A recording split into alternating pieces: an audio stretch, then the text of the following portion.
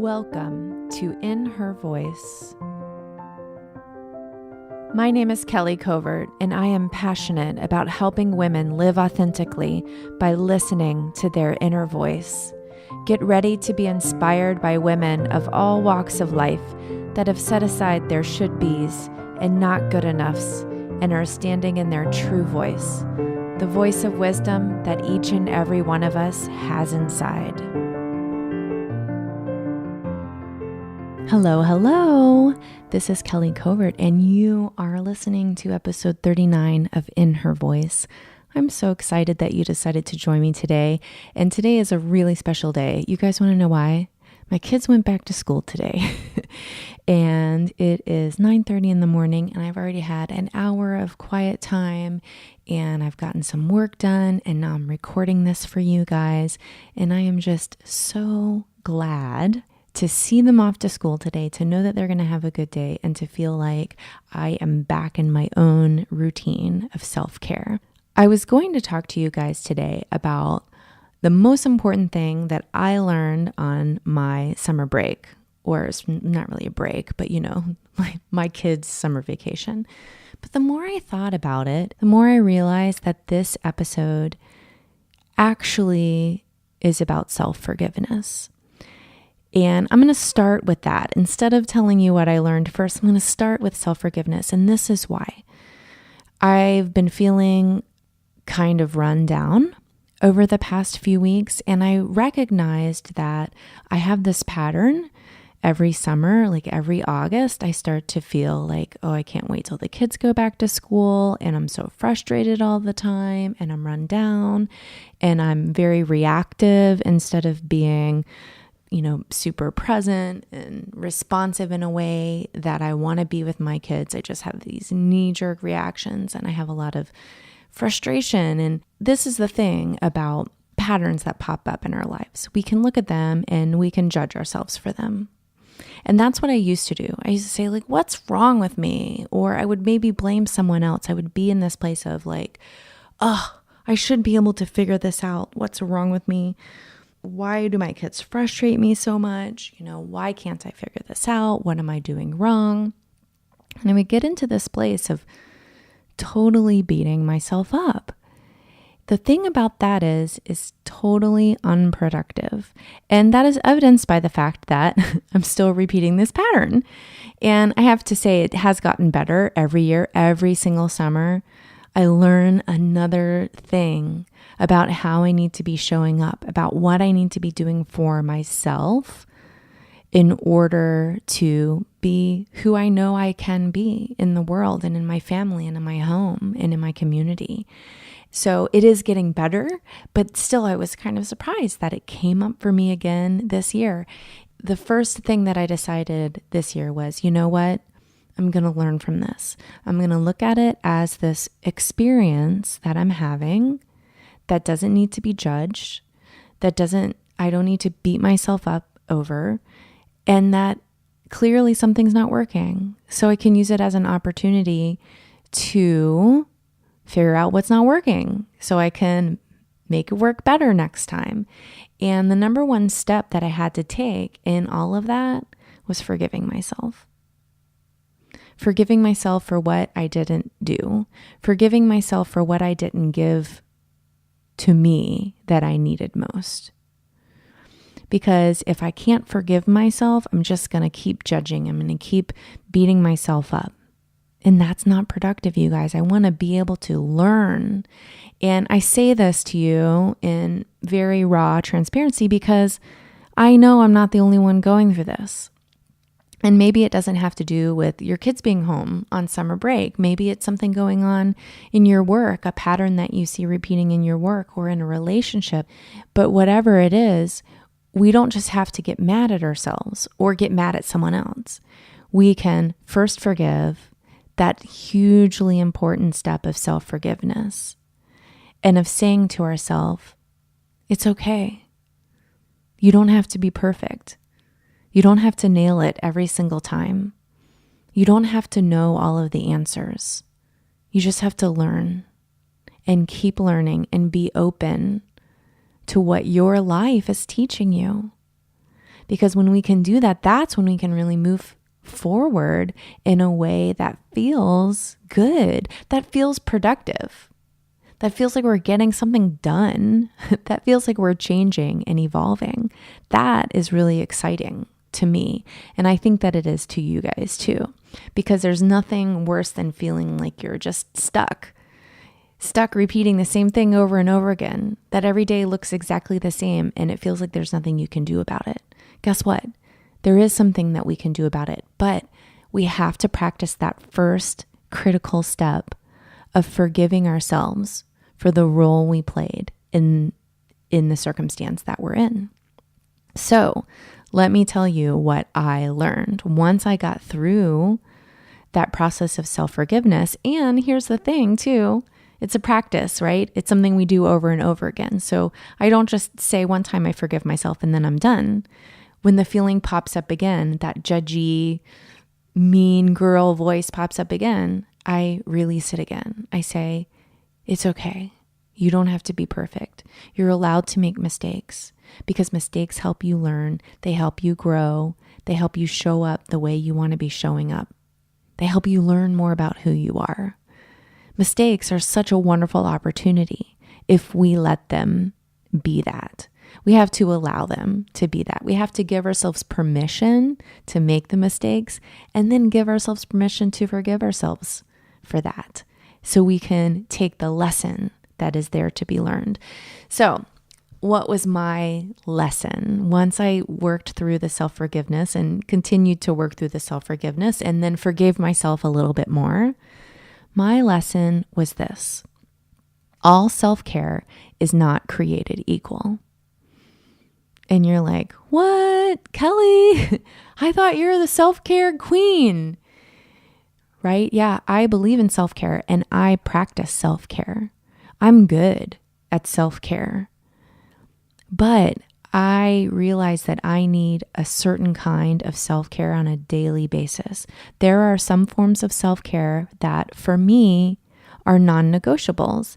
And this summer, I didn't bring those and practice in my life those things that I needed most every single day. I was still doing a really great job at self-care. I was taking nice long hot baths. I was sleeping in if I needed to get a little bit more rest. I was giving myself time to read and to explore and to go for walks. And I was going to the gym and I was eating beautiful food, right? All of those are really great self-care practices. But for me, they do not replace my most important self-care practice. And that is a quiet time by myself in the morning where I journal and or meditate and just sit with my inner voice. And I actually went through, I keep a practice tracker in a bullet journal. I've talked about this before.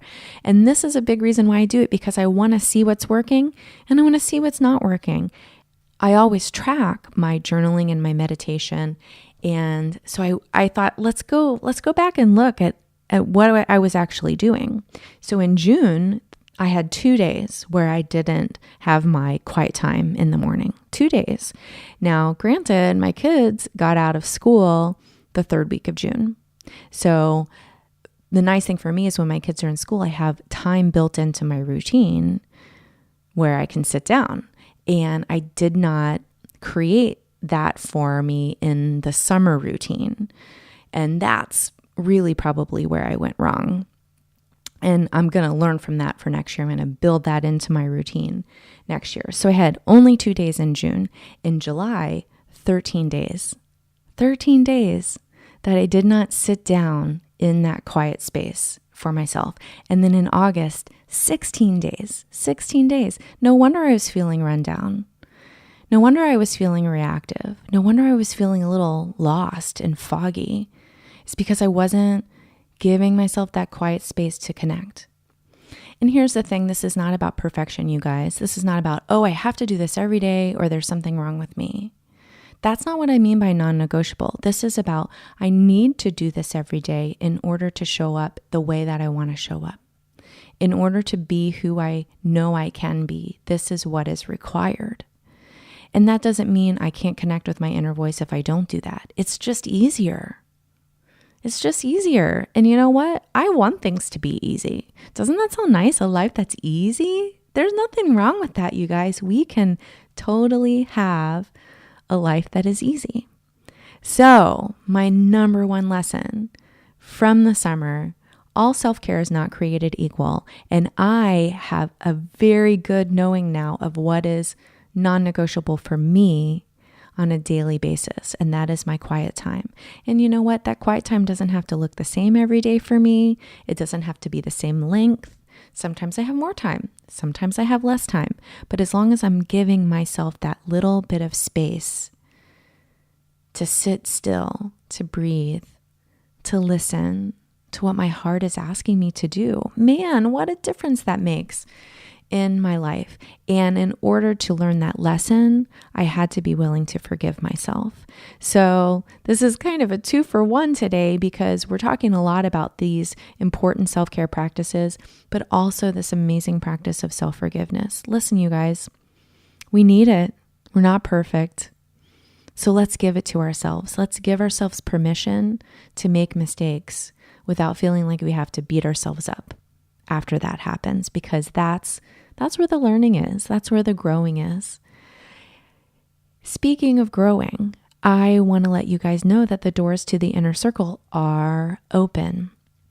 And if you're listening to this, you would be the perfect member of my inner circle.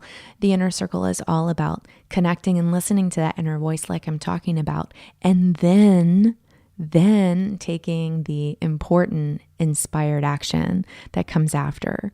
So listening to what your inner voice is asking and then doing it. And so what the inner circle is all about is creating a group and of accountability and of coaching and of support to really help us achieve our goals. It's actually been proven scientifically that when people do something together, even if it's not the same goal that they're doing, if they're together in the doing of their individual goals, but in a community, they accomplish them faster. How cool is that? When I heard that statistic, I was like, that's so awesome, because, it's kind of like that, like exponential power. 2 + 2 actually equals a lot more than that, right? Because we have all of our energy, and when our energy combines and we're believing for each other in these goals, and we're supporting each other, and we're holding each other accountable, and we're helping each other practice the tools that we need to do, practice the self-care, practice the journaling, practice the listening, right? Then that energy is going to be way more powerful than if it's just us. So I want to invite you to join me in the inner circle. If you have been feeling the rub of knowing that there's something that your heart is asking to do, but not doing it. And listen, I know that feeling intimately. I do. And I know that you know it. It's that dissatisfaction. It's that knowing that there's more for you. That there's more, and there is more, but it requires taking those critical steps of inspired action, doing the hard things, doing the scary things, doing the not so scary things, just getting it done, and doing it with joy, and doing it not because you need to prove it to anybody, but doing it because you are worthy, and doing it because your heart needs you to do it. Nobody else needs you to do it. Your heart and soul need you to do it. That's what the inner circle is all about. And I would love, love, love for you to join me in there. The doors are only open until September 18th, 2017.